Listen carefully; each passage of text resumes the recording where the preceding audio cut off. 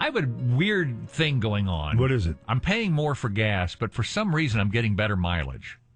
I've noticed my car has been, when I fill it up, usually I'd get about 425 to 430 miles on a tank. Now I'm getting 465 and 470. You've screwed everything up. I don't know what's going on here. And I haven't changed my driving. I still go to the same places every day. Is that right? Yeah. So I don't know why I'm getting better mileage. Maybe Ray knows. I don't know. Let's ask him. Ray Trevino joins us, Pecos Country Energy. Hey, Ray. Ernie and Hal, good morning. How are you, gentlemen? We're doing great. Why am I getting better mileage? Maybe you're already getting the summer blends, or no, already we're at the end of summer. We were in our summer blends this year, which helped out the environment a little bit more since we burn more hot, obviously, during the summer. Other than that, I'd say whatever kind of vehicle you got, you hold on to it and you capture that magic that's in that engine. You know, our producer, Lee Reiser, told me that yesterday. He said it's because of the summer blend, and I said, well, it's Lee, so there's no credibility there whatsoever. Exactly. I mean, my God, man.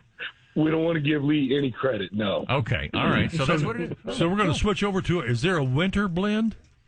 Yes, there is a winter blend, which, again, direct opposite effect. You know, in the wintertime, we obviously can freeze, and so they put in additives to make sure that gasoline won't freeze. There you go. That's right. All right, and I'll get poor mileage again. Yeah. So why are the oil prices, the gas prices, still up there? Yes, no, they've gone up. The national average is about $3.82 right now, and gone up about 60 cents from this time last year, gentlemen. And there's several things, of course, that are bringing this into account. One is that about 2 months ago, OPEC cut about 500,000 barrels a day from production, and they're still holding pat with that. So that's part of the reason. Then, of course, we still don't know what China's going to do. Are they going to reopen fully? Are they not going to reopen fully? So with that speculation, Wall Street is definitely keeping gas prices up. And then the most important one, two things. One of the other most important ones, guys, is the U.S. rig count. We're down 133 drilling rigs from this time last year. 133. Is that political, or is that Biden? Is that political?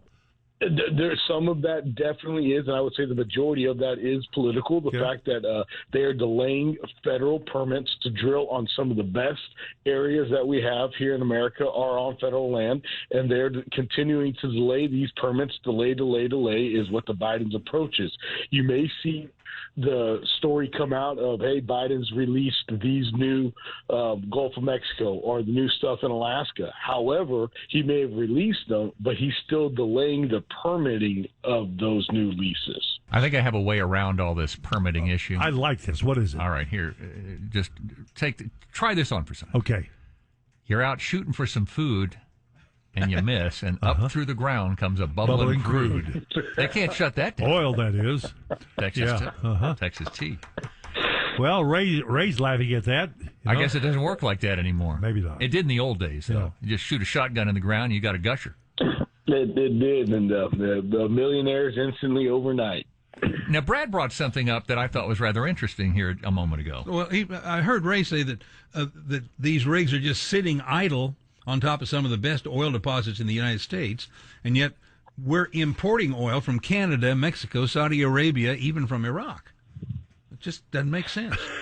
Well, it makes no sense, gentlemen. You know, the international rig count from this day last year is up 128 rigs. I mean, so you find that that's very interesting. We are continuing to receive more oil from overseas than we are from here in America right now. What happened to the Bakken oil fields? And I remember Pecos here in the state of Texas suddenly became a boom town, and these towns in Montana and North Dakota suddenly, because of the Bakken oil fields, they became these massive boom towns. Are they still pumping? Oh, absolutely, Hal and Ernie. They are still pumping. It is just that right now we're down 133 rigs from this time last year. And so what that means is we are literally, for obvious things, not drilling more new oil than we were this time last year. And so with that means we don't have show of growth in our reserves. We don't have show of growth in production, which then will show the cost of oil to go up because we don't have those reserves, the supply and demand. We're not showing that we have the supply, so the demand is going to go up. The other key factor, real quick, gentlemen, on why gas prices are higher than they were this time last year is last year, keep in mind, we were in the middle of an election season. And this president was drawing oil out of the strategic petroleum reserves to lower the price of oil and gasoline here in America during the election season. So tell me what I'm missing here. 133 rigs down. The price of gasoline is still up. We're buying from other countries. And we emptied the petroleum reserve. And we have... What am I missing here? We have no reserves. I know, but why are we? It's because the Biden administration we're not drilling anymore. Correct. The Biden administration is anti-oil, and also the cost. The cost of drill has gone up, gentlemen.